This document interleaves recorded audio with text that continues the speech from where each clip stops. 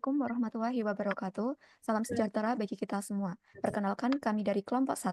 Pada kesempatan kali ini, kami akan mempresentasikan materi terkait analisis SWOT, di mana dalam hal ini kami melakukan pengamatan terkait video aksi nyata yang dilakukan oleh guru kelas pada program guru penggerak dengan materi sistem organ gerak, di mana ada Andra Jihan Prasetyo, kemudian yang kedua Iva Nurlaili, yang ketiga Humairatul Hasanah, dan yang keempat saya Nia Nurlailiyah.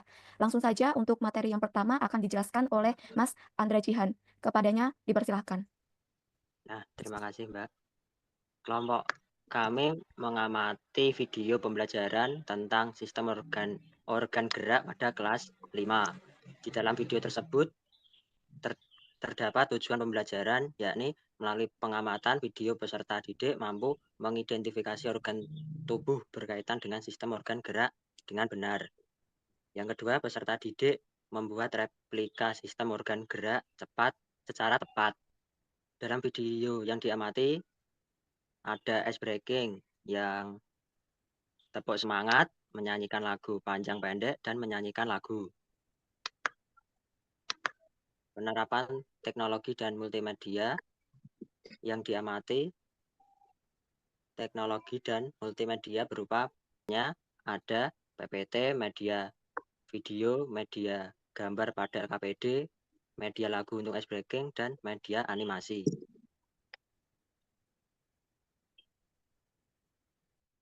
Selanjutnya, kita akan menganalisis SWOT ya terkait video yang sudah kami lihat.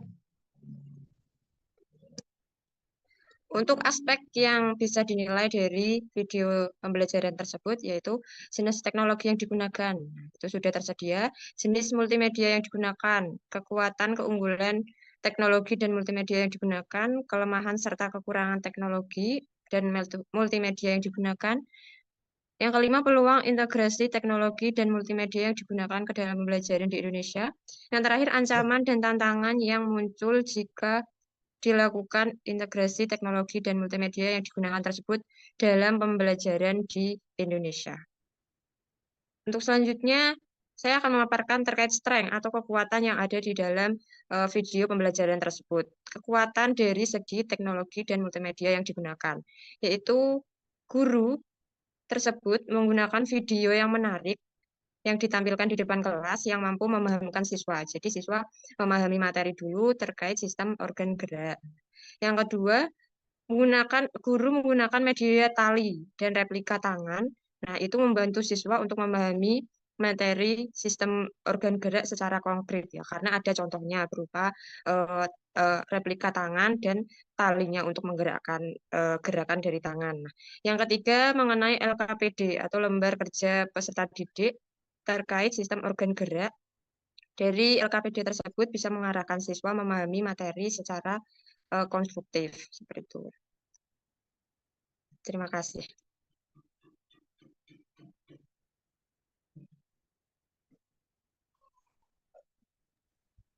Baik, terima kasih Mbak Iva atas penyampaian materinya. Untuk materi yang selanjutnya akan dijelaskan oleh Humairatul Hasanah. Kepadanya waktu dan layar dipersilahkan. Baik, terima kasih kepada moderator, Mbak Nia. Selanjutnya saya akan menganalisis SWOT bagian weakness atau kelemahan. Pada bagian kelemahan ini saya akan menganalisis mengenai penggunaan media berbasis teknologi berupa audio visual, yaitu video pembelajaran yang ditayangkan oleh guru pada pembelajaran tersebut. Yang pertama, penggunaan proyektor membuat beberapa masalah teknis, seperti proyektor yang rusak atau koneksi internet yang terputus, dan juga dengan adanya masalah teknis tersebut, pembelajaran menjadi terganggu. Lalu, kelemahan yang kedua, detail visual organ atau gerakan mungkin tidak cukup jelas atau mendetail jika menggunakan proyektor dengan kualitas yang rendah. Karena seperti yang diketahui biasanya di dalam sekolah ataupun SD itu kebanyakan proyektornya itu proyektor zaman dulu, di mana kefokusan dan juga kekontrasan warna yang ditampilkan itu biasanya kualitasnya masih jelek, sehingga biasanya gerakan ataupun gambar itu hasilnya tidak cukup jelas atau mendetail jika dilihat oleh peserta didik.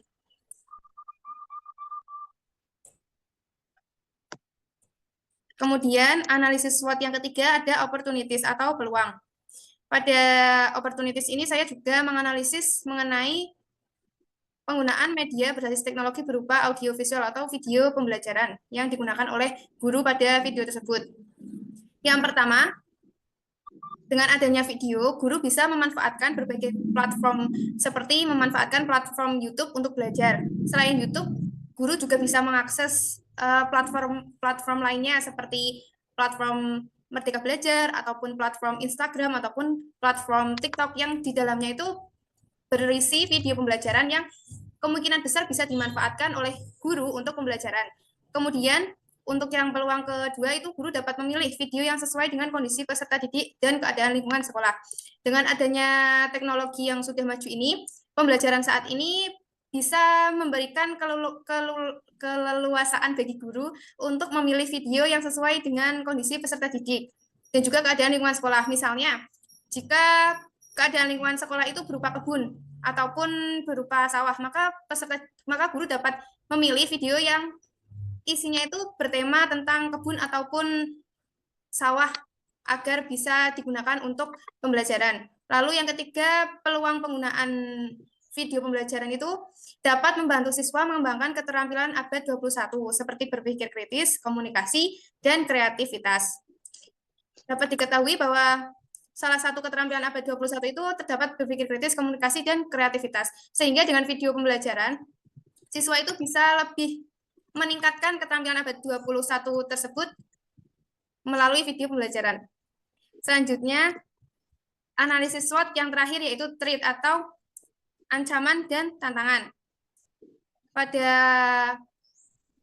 analisis SWOT ini, kelompok kami menganalisis mengenai penggunaan media berbasis teknologi berupa audiovisual atau video. Yang pertama, membutuhkan waktu yang lama untuk memperhatikan. Seperti yang diketahui, peserta didik itu sulit untuk fokus terhadap suatu hal dengan waktu yang lama, sehingga ini bisa menjadi ancaman atau tantangan yang berasal dari peserta didik itu sendiri. Lalu yang kedua ada suara terkadang tidak jelas jika tidak menggunakan sound. Pada beberapa sekolah ataupun kelas, biasanya tidak disediakan speaker ataupun pengeras suara, sehingga jika guru menampilkan video yang ada audionya di depan peserta didik, kemungkinan hanya speaker yang berasal dari laptop, dan itu tidak cukup kuat ataupun tidak cukup keras suaranya, sehingga mengakibatkan peserta didik terkadang tidak mendengar dengan jelas terkait video pembelajaran yang ditayangkan oleh guru. Lalu, untuk ancaman dan tantangan yang ketiga itu kurangnya keterampilan guru dalam penerapannya. Seperti yang diketahui, dalam menerapkan video pembelajaran, guru harus menyetel proyektor dan juga LCD, kemudian laptop ataupun speaker untuk pembelajaran. Nah, itu dalam prosesnya itu biasanya memerlukan waktu yang lama, ataupun jika guru tersebut kurang mengetahui mengenai iptek, maka guru biasanya akan mengalami gangguan teknis seperti layarnya kurang fokus, ataupun video tidak dapat ditampilkan, ataupun suara dari speaker tidak terdengar. Itulah analisis SWOT dari video pembelajaran yang kelompok 1 amati. Selanjutnya, saya kembalikan ke moderator. Baik, terima kasih Mbak Kumairo atas penjelasannya. Yang selanjutnya itu terkait materi keunggulan menggunakan video pembelajaran, di mana dalam hal ini tuh terdapat 3 keunggulan yang kelompok kami usung. Poin pertama itu menariknya perhatian peserta didik dalam menyampaikan materi ajar, di mana yang kita ketahui dengan adanya media video yang terdapat animasi, gambar, suara, hal itu dapat menarik minat perhatian peserta didik untuk melihat apa sih yang ada di dalamnya, apa sih yang dibicarakannya, dan apa sih animasi yang dipasang pada media tersebut. Kemudian untuk poin yang kedua itu dapat memberikan pengalaman belajar dengan menyimpulkan pembelajaran dari video yang disajikan oleh guru, di mana biasanya dalam pembelajaran setelah menggunakan media berupa video, nantinya siswa diminta untuk mengamati apa sih informasi yang diperoleh dari video tersebut. Dan hasil tersebut dapat memberikan pengalaman belajar baru bagi siswa. Kemudian yang ketiga, dapat menumbuhkan motivasi belajar, di mana dalam hal ini dengan penggunaan media audiovisual dapat membuat siswa menumbuhkan minat belajar karena pengalaman baru dari yang sebelumnya menggunakan media berupa buku, kemudian papan tulis, Dengan adanya audiovisual dapat membuat siswa meningkatkan motivasi belajarnya. Yang selanjutnya itu terkait kelemahan menggunakan video dalam pembelajaran. Terdapat 5 aspek yang kelompok kami usung. Poin pertama terkait membutuhkan perangkat pembelajaran seperti laptop, proyektor, dan koneksi internet yang memadai, di mana tidak semua sekolah memiliki fasilitas prasarana yang memadai. Ada beberapa sekolah yang hanya memiliki satu, bahkan atau tidak memiliki proyektor sehingga tidak bisa memasang atau menampilkan media tersebut. Kemudian, poin yang kedua, tidak semua siswa atau guru memiliki keterampilan teknik yang cukup untuk mengoperasikan perangkat dan mengakses video, di mana dalam hal ini, dalam mengakses video, guru membutuhkan keterampilan yaitu memasang tadi proyektor, terus membutuhkan laptop, komputer, atau sejenisnya, dan tidak semua guru bisa menggunakannya, apalagi guru yang sudah sepuh, seperti itu. Yang ketiga, dalam persiapannya membutuhkan waktu yang relatif lama, di mana guru apabila menggunakan media berbasis audiovisual harus mempersiapkan membawa proyektor, laptop, dan apabila dibutuhkan bisa membawa sound guna menunjang dari suara atau audio media pembelajarannya.